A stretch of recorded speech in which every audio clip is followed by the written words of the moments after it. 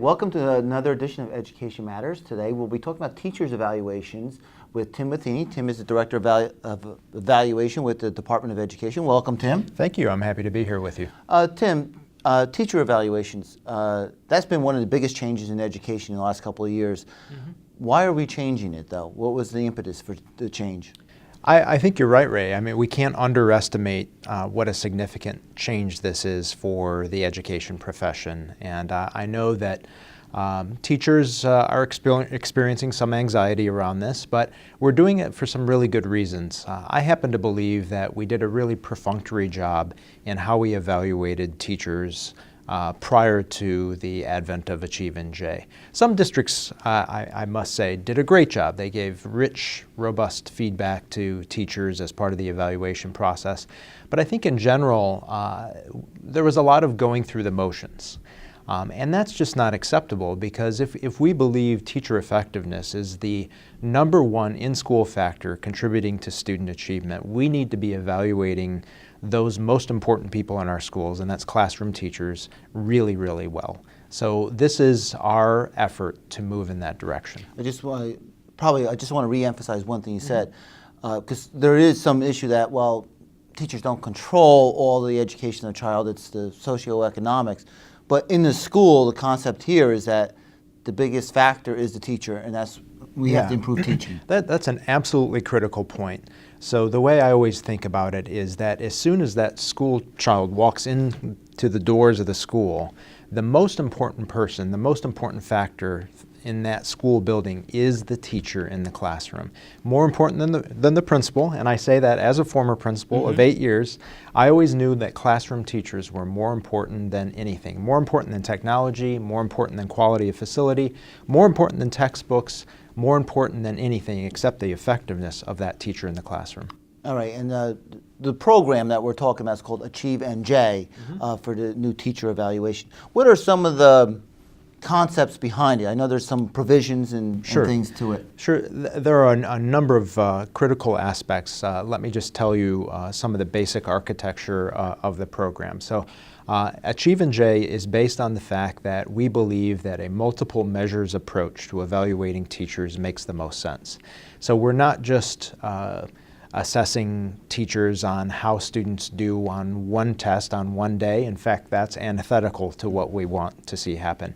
It's based on multiple observations for every teacher in the state, as well as growth measures measured by different types of assessment. So they could be a state assessment, it could be a locally developed assessment, it could be a teacher-developed assessment, depending on the nature of the growth measure that's being applied to a particular teacher.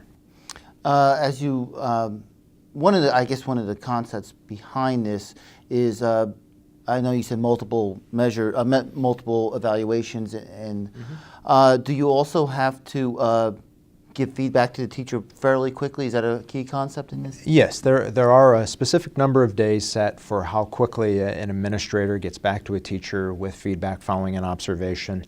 Post-conferences are required of every observation, and that's something we feel is very important, that teachers not only get observed and data gets collected based on their performance in a particular lesson, but also that they get an opportunity to talk about the lesson, get feedback from their observer, and discuss how that particular lesson fit within a particular unit or course of study that is going on at that time. You talked about it before, about it being perfunctory. This increases the number not only for new teachers who are about to earn tenure in their first 4 years now, but also increases it for already tenured teachers. Am I correct? There's really no increase for the number of observations of non-tenured employees. It's still 3. There are slight differences in that the state now specifies minimums. So we identified short observations versus long observations, and a novice teacher, a brand new teacher, needs to have 2 long observations, and those are for 40 minutes each, and 1 short observation for 20 minutes. Those are minimums. What's significant in terms of the number of observations is that we go from a prevailing practice in the state of 1 observation for a tenured teacher to 3 observations. Now, they're only a minimum of 20 minutes each, but we hope that tenured teachers in the state will be getting much better feedback than they've gotten in the past. There'll be a set of eyes on them, a skilled set of eyes on them 3 times instead of 1, and we think that that honors their professionalism. A professional deserves to get feedback for more than one lesson on a particular day in the course of the year. And this also means that we have to train the observers. Mm-hmm. Right. And in fact, 2012-13 was a capacity building year for the state. So the state promulgated regulations in early 2013 to require districts to complete a process of training for all teachers and observers in the state. So that was to be completed by the start of the school year, in fact. I just want to follow up on that. What is the timeline as we move forward as to where we are and where we're going? In terms of training should be wrapped up. Obviously, you may have new observers come into a school because people get promoted and things like that. So those people need to be trained prior to doing observations. New teachers need to be trained prior to being observed. So that's on the observation piece. In terms of the mechanics of the system, school districts should be conducting observations through the course of the year. They must complete 1 observations by the end of the first semester and complete the 3 for every teacher by the end of the school year. And at the end of the school year, districts are required to hold an annual summary conference with the teacher and share reflections on that year-long performance of what happened in that teacher's classroom. You explained the time frame, but to get here, was this done by the Department of Ed, or was this done through some? Sure. Did you work with any of the local districts to flush out some of these issues? Because this is a big change. The broader timeline. So it really goes back to 2010-11. The governor convened an effectiveness task force, and they spent a number of months digging into the research around teacher evaluation, and they produced in the spring of 2011 some recommendations on an evaluation system for New Jersey. And ironically, at that time, I was a high school principal, pretty tuned into this because I knew that this was going to be a priority for the state. In the following school year, so we're looking at 11-12 now, the state convened an advisory committee representing different roles in the public education system, and I was named to that advisory committee along with principals and teachers, and it was a really exciting opportunity for me. And that advisory committee was connected to our pilot districts. So we had 10 school districts in the state in the first year of piloting, that's 11-12, along with Newark, who were beginning to implement these new evaluation systems in their schools. And we reported on that first year of progress last January, and you can find that report on our website. Fortunately, we had an opportunity to go through a second year of piloting. And that was in 12-13. We expanded the number of pilot sites. We had 30 different school districts piloting either teacher evaluation, principal evaluation, or both.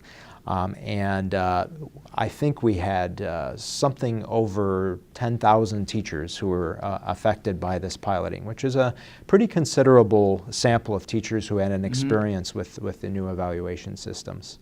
And we actually, in November of this year, just a few days before the taping of this segment, we released our final report on the pilots, and that's now on our website. And we're also, the pilot districts were not all, they're all different districts, different regions, Sure. different sizes, and different socioeconomics, I understand. Absolutely right. So we had, Newark was really involved in trying out various elements of new evaluation systems. Elizabeth was another pilot district. And we also had some smaller districts like Alexandria in Hunterdon County that they were involved as well. So we tried to derive lessons from the very different school districts that are a part of public education in New Jersey. Okay, I have 2 final questions. One of the things that I hear from some districts is the concern of the time on the administration to do a lot more evaluations. Is that a concern, and how, or is it just that this is now a priority and they have to realign their priorities? I would say 2 things about that. One is that we heard that concern from our pilots in year 1, 2011-12, and we found that those districts, once they were in their second year of piloting, managing the multiple obligations of the system as well as the other duties of principals became much more manageable. It became much less of a concern. So we realized in the first year of implementation, principals need to reorient themselves, reprioritize their schedules, and make sure that there's time to do this. And we feel that that's an important process because principals first and foremost should be instructional leaders.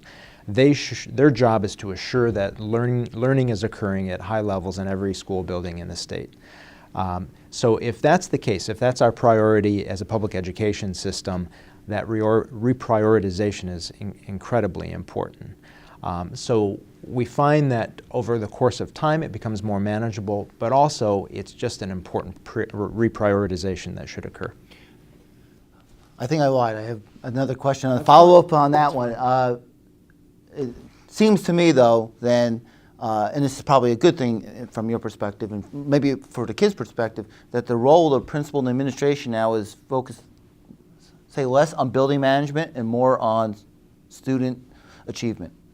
Is that it's just kind of it's a subtle change, but a significant one. Sure. I mean, it was said when I was starting off as an assistant principal that leading a school was about beans, balls, and buses. So it was about food that was served to kids, it was about athletics, and it was about transportation.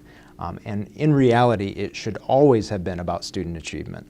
So yes, we do expect the transition from the principal seeing himself or herself as a building manager to being an instructional leader. Because when parents send their kids to school, what they want to occur there is learning above and beyond anything else.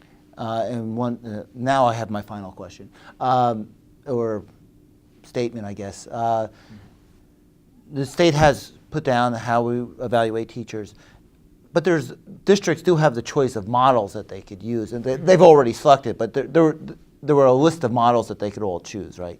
Sure. New Jersey has 590-some school districts. It's a very... Actually, 585 now.